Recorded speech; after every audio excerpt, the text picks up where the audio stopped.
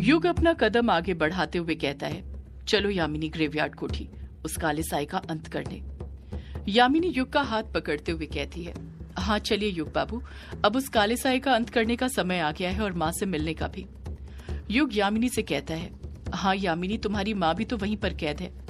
यामिनी पलटकर कहती है, मुझे मेरी माँ से कई सारे सवाल पूछने हैं कि क्यों उन्होंने मेरे साथ ऐसा किया, मुझे बचपन में ही अकेला क्यों छोड़ दिया, क्यों बाबा के हवाले कर दिया, और सबसे जरूरी सवाल, उन्होंने बाबा को अभिशाप क्यों दिया था, ऐसा क्या किया था बाबा ने उनके साथ। यही सारे सवाल बड़बड़ाते हुए यामिनी युग के साथ अपने कदम आगे बढ़ाने लग जाती है। युग और यामिनी के पीछे पीछे ही बाकी सब भी अपने कदम बढ़ाने लग जाते हैं। कुछ ही देर में युग और उसके बाकी के दोस्त ग्रेवयार्ड कोठी के पास पहुंच जाते हैं। जब यामिनी बाहर से ग्रेवयार्ड कोठी को देखती है तो वो जहां पर थी वहीं पर रुक जाती है। ग्रेवयार्ड कोठी को देखने से पहले यामिनी फुर्ती के साथ अपने कदम बढ़ा रही थी, जैसे उसे ही ग्रेवयार्ड कोठी जाने की सबसे ज्यादा जल्दी थी। पर यामिनी को यूं अचानक से इस तरह रुकते देख बाकी सबको भी कुछ अजीब लगता है और वो सब भी जहां पर थे वहीं पर रुक जाते हैं। युग यामिनी से पूछता है, क्या हुआ यामिनी, तुम रुक क्यों गई? यामिनी युग के सवाल का जवाब देते हुए कहती है, कुछ अजीब लग रहा है युग बाबू। युग ग्रेवयार्ड कोठी को देखते हुए ही कहता है, क्या अजीब लग रहा है यामिनी? यामिनी कुछ घबराते हुए कहती है, ये ग्रेवयार्ड कोठी युग बाबू, आज से पहले मैंने इसका ये रूप कभी नहीं देखा था। आपको तो याद ही होगा, जब से वो काला साया सबके सामने आए हैं तब से ग्रेवयार्ड कोठी के ऊपर ढेर सारे काले काले बादल मंडराया करते थे, पर अब जरा ग्रेवयार्ड कोठी के शिखर की तरफ देखिए, इसके ऊपर एक भी काले बादल नहीं है। अभिमन्यु ऊपर देखते हुए कहता है, सिर्फ ग्रेवयार्ड कोठी के ऊपर ही नहीं, जरा अपने सिर के ऊपर भी देखो तुम लोग। जब सब लोग अपने सिर के ऊपर देखते हैं तो हैरान रह जाते हैं, सबकी आंखें फटी की फटी रह गई थी। कछुआ अचंभित होते हुए कहता है, असंभव, ऐसा कैसे हो सकता है? आसमान में एक भी बादल नहीं थे, पर काली बारिश लगातार होते जा रही थी, वो भी बादलों की तेज तेज आती गड़गड़ाती आवाज के साथ, जिसमें सभी लोग भीग चुके थे। यामिनी आसमान की तरफ ही देखते हुए कहती है, आसमान में एक भी बादल इसलिए नहीं है क्योंकि ये कोई आम बारिश नहीं है, काली बारिश है। वो काली बारिश जो शैतानी शक्ति की मदद से कराई जाती है, और ये बारिश कराने के लिए बादलों की नहीं, बस शैतानी शक्ति की जरूरत होती है। पर ऐसी शैतानी बारिश तभी करवाई जा सकती है जब। इतना कहकर यामिनी चुप हो जाती है। यामिनी चुप भले ही हो गई थी, पर उसकी घबराहट बढ़ गई थी, और उसकी यह घबराहट वहां पर मौजूद सभी लोगों ने महसूस कर ली थी। वर्चस्विनी बौखलाहट के साथ यामिनी से पूछ पड़ती है, जब क्या यामिनी, कब कराई जा सकती है ऐसी शैतानी बारिश? यामिनी वर्चस्विनी के सवाल का कुछ जवाब नहीं देती है और अगले ही पल ग्रेवयार्ड कोठी के अंदर घुस जाती है। यामिनी के पीछे पीछे ही बाकी सब भी हड़बड़ाहट के साथ ग्रेवयार्ड कोठी के अंदर घुस जाते हैं। जब वो सब ग्रेवयार्ड कोठी के अंदर जाते हैं तो देखते हैं कि वहां पर इतना ज्यादा अंधेरा था कि कुछ दिखाई ही नहीं दे रहा था, चारों तरफ अंधेरा छाया हुआ था। वर्चस्विनी तारा का नाम पुकारते हुए कहती है, तारा, मेरी बच्ची कहाँ हो? मैंने तुमसे कहा था ना, मैं तुम्हें कुछ नहीं होने दूंगी। देखो, मैं तुम्हें बचाने के लिए आ गई, मुझे आवाज दो मेरी बच्ची।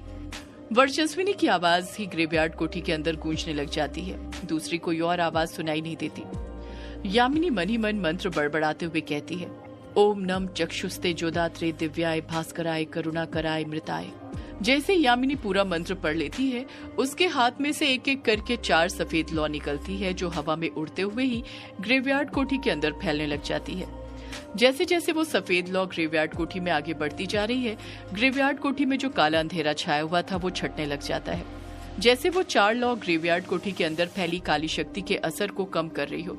कुछ ही देर में ग्रेवयार्ड कोठी के अंदर फैला सारा धुआं छट जाता है और सब कुछ दिखाई देने लग जाता है। वो लोग देखते हैं कि हॉल पूरी तरह खाली है, उसके अंदर एक भी सामान नहीं है। वर्चस्विनी अपने आसपास देखते हुए फिर तारा को आवाज लगाती है, तुम कहाँ हो मेरी तारा बेटी, मुझे आवाज दो, मैं तुम्हें लेने आई हूँ तारा। यामिनी भी तारा को पुकारते हुए कहती है, तारा, तारा, तारा। सभी लोग तारा को पुकारने लग जाते हैं, पर तारा का कोई जवाब नहीं आता है। कुछ पल के लिए ग्रेवयार्ड कोठी में शांति छा जाती है। कायर हॉल में चारों तरफ देखते हुए बोल पड़ता है, यहाँ पर तो कोई नहीं है, वो काला साया भी नहीं। युग अपनी मुट्ठी भींचते हुए कहता है, मुझे पता है वो काला साया तारा के साथ कहाँ पर होगा। अगले ही पल युग सीढ़ियां चढ़ने लग जाता है, बाकी सब भी उसके पीछे जाने लग जाते हैं।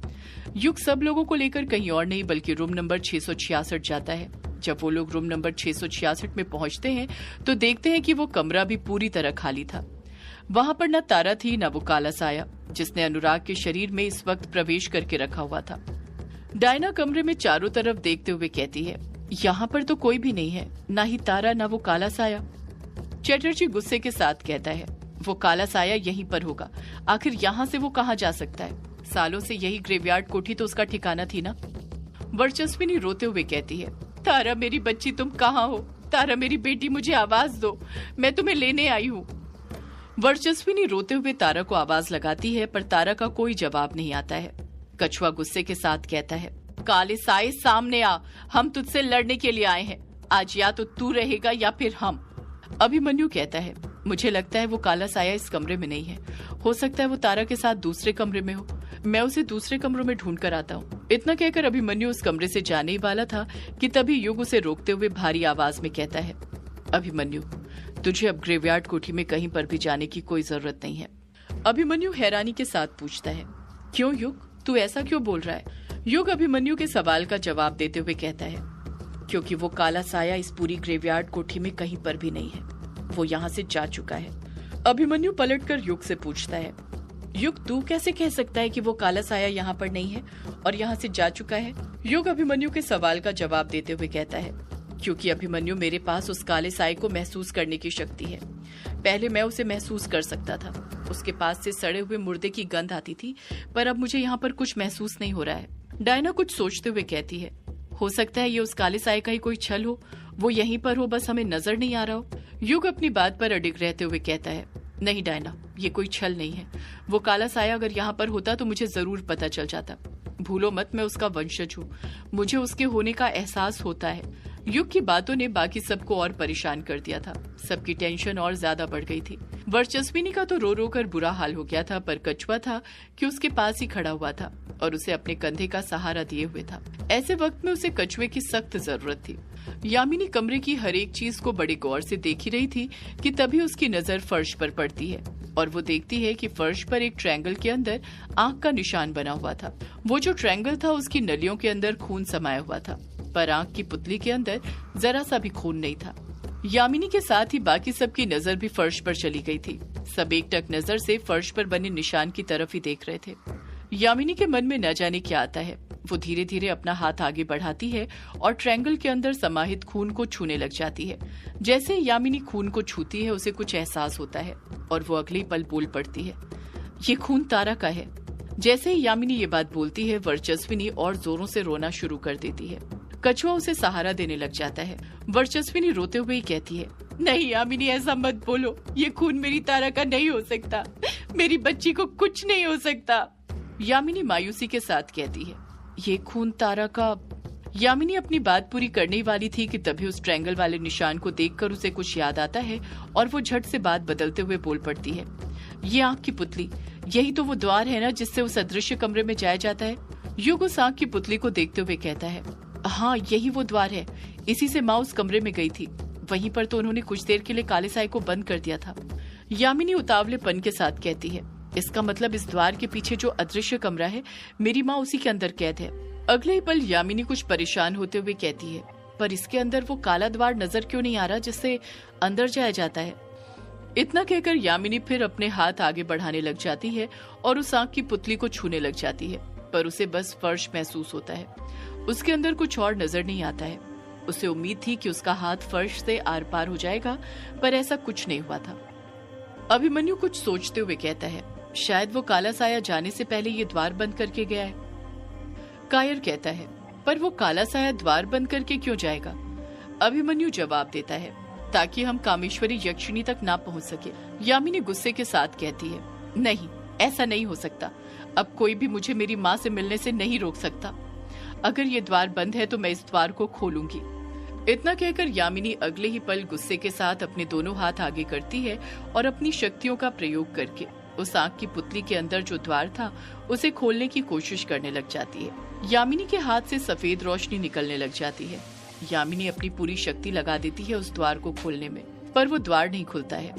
यामिनी तब भी हार नहीं मान रही थी, एक के बाद एक मंत्र पढ़े जा रही थी। तभी युग यामिनी का हाथ पकड़ते हुए कहता है, रुक जाओ यामिनी, ये द्वार ऐसे नहीं खुलने वाला, तुम खुद जरा सोचो, तुम्हें क्या लगता है जब उस अदृश्य कमरे के अंदर कोई भी शक्ति काम नहीं करती तो क्या शक्ति का प्रयोग करने से उस कमरे का द्वार खुल जाएगा? यामिनी चिढ़ते हुए कहती है, युग बाबू फिर कैसे खुलेगा ये द्वार, आप ही बता दीजिए। युग मायूसी के साथ कहता है, मुझे नहीं पता यामिनी, अगर पता होता तो मैंने कब का खोल दिया होता ये द्वार। युग की बात सुनकर यामिनी भी एकदम चुप हो गई थी, क्योंकि वो ये बात अच्छे से जानती थी कि युग जो भी बोल रहा था एक प्रकार से सच ही बोल रहा था। वो उसकी बात को नकार नहीं सकती थी।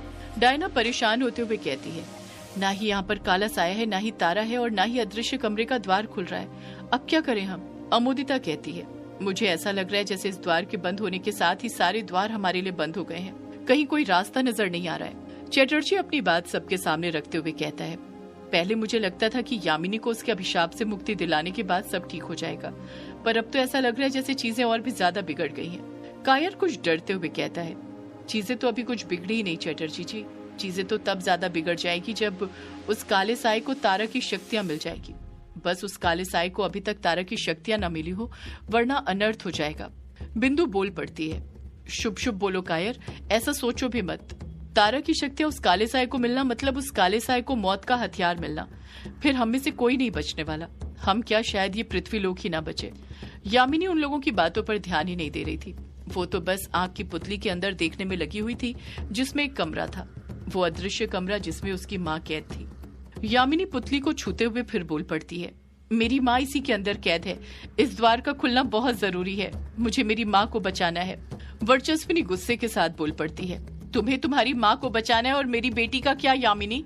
यामिनी पलट कर कहती है, हम तारा को भी ढूंढ लेंगे वर्चस्विनी, पहले माँ को तो मिलने दो, हो सकता है माँ ही हमें तारा के पास पहुँचा दे, सिर्फ तारा के नहीं बल्कि उस काले साए के पास भी। वर्चस्विनी नाराजगी भरे लहजे में कहती है, तुम्हें बस अपनी माँ की फिक्र है यामिनी, ना कि मेरी बेटी की। तुमने मेरी बेटी की रक्षा की जिम्मेदारी ली थी ना, तो क्या हुआ उस जिम्मेदारी का? भूल गई तुम अपनी जिम्मेदारियां अपनी माँ के लिए? यामिनी गुस्से के साथ कहती है, मैं कुछ नहीं भूली हूँ वर्चस्विनी, मुझे सब याद है, बस मैं अभी वो कर रही हूँ जो जरूरी है, और वो है मेरी माँ को आजाद करना, जिसके लिए हमें ये द्वार खोलना है।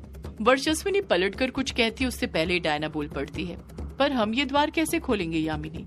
तुम्हें दिख नहीं रहा, काला साया जाने से पहले इस द्वार को बंद करके गया है। यामिनी डायना के सवाल का जवाब देते हुए कहती है, इसे हम नहीं युग बाबू खोलेंगे डायना। यामिनी की ये बात सुनकर सभी लोग शॉक्ड रह जाते हैं, सभी युग की तरफ देखने लग जाते हैं। युग भी हैरान था कि यामिनी ने एकदम से उसका नाम कैसे ले लिया था। युग अपनी दोनों भवें ऊपर उठाते हुए यामिनी से कहता है, क्या कहा यामिनी? मैं? यामिनी हामी भरते हुए कहती है, हाँ युग बाबू, ये द्वार आप खोलेंगे। सदियों से है पुरानी ये है यक्षिणी की कहानी। यक्षिणी एक आग है, यक्षिणी तेरा ख्वाब है।